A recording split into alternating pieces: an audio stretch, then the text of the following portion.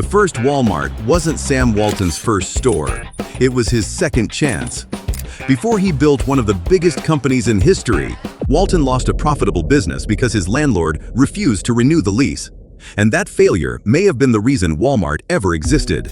Sam Walton grew up during the Great Depression, when money wasn't just limited. It was difficult to earn in the first place. As a child, he rode with his father while he repossessed farms. He saw families lose the things they had worked for, and he learned an important lesson early. A dollar is never just a dollar. It represents time, effort, and sacrifice. That idea stayed with Walton for the rest of his life.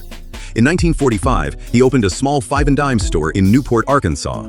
It wasn't glamorous, and it certainly didn't look like the beginning of a retail empire. But Walton treated it like a laboratory. He studied what customers bought. He watched how the store operated. He looked for ways to sell more products at lower prices. And it worked. Within a few years, Walton had turned the store into one of the best-performing locations in the region.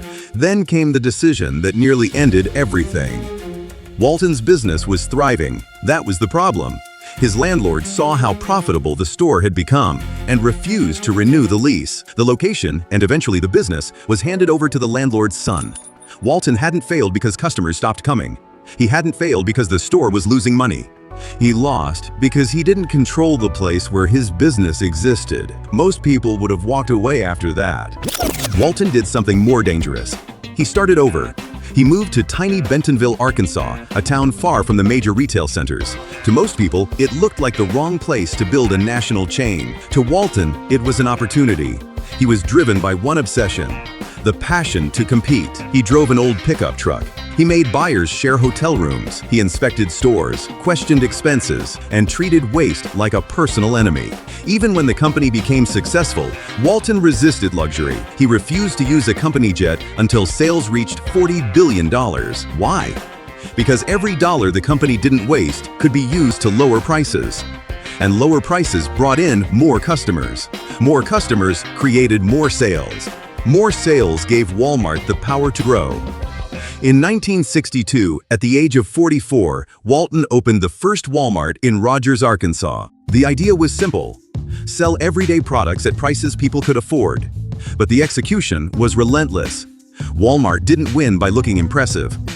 It won by making small savings everywhere and passing those savings directly to the customer. The store that began with one lost lease eventually became a global retail empire. Sam Walton died one of the richest people in America. And today, Walmart generates hundreds of billions of dollars in annual revenue. But the most important part of the story happened before the first Walmart ever opened. Sam Walton didn't build Walmart because everything went right.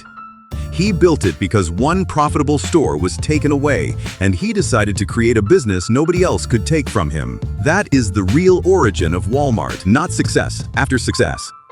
One devastating setback, followed by an even bigger restart. If you enjoy business stories about the decisions behind the world's biggest companies, subscribe to Bozz Lab.